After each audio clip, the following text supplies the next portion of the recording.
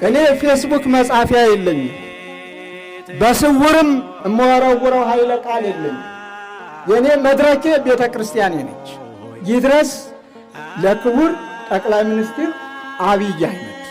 ጠቅላይ ሚኒስትሩ ሀገር ናት ዛሬም እያሉ ደጋግመው ሲናገር ሞገስ አለው፣ ደስ ይላል።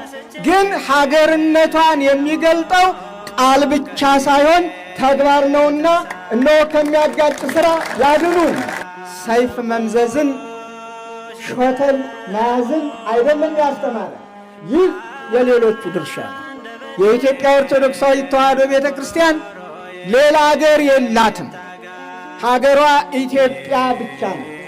በልዩ ልዩ መንገድ አላዋጣው ያለው ሁሉ በሃይማኖት ስበብ በሃይማኖት መንገድ በዚህ ብንሞክር አገሪቱም ትወድቃለች፣ ሌላውም እንዳልነበረ ይሆናል የሚል አስተሳሰብ እስካለው ድረስ ምክንያት ፈጥረን አገር አናፈርስም።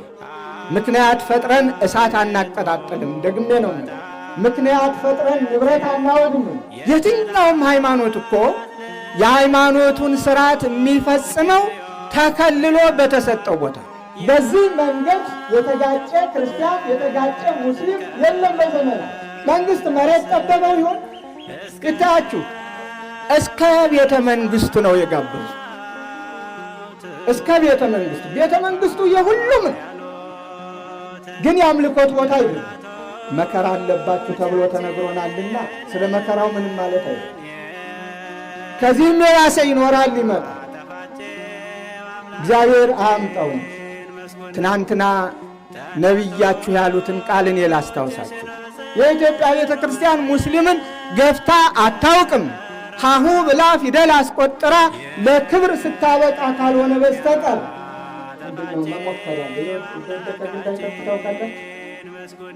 ግንድ አንድ ቦታ ላይ ከወደቀው የጫካ አካባቢ መንደርማ አካባቢ ከሆነ የድሮ መጥረቢያ ይዞ ነው የሚሄደው እያንዳንዱ ባላገር።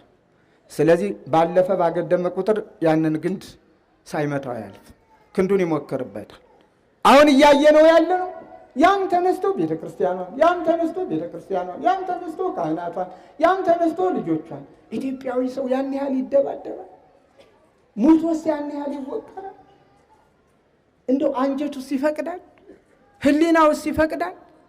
ሰው ሆኖ በመፈጠሩ ብቻ ክቡር ሰው። ለመሆኑ የዚህ የሰሞኑን ችግር ማን አመጣው? ምን አመጣ?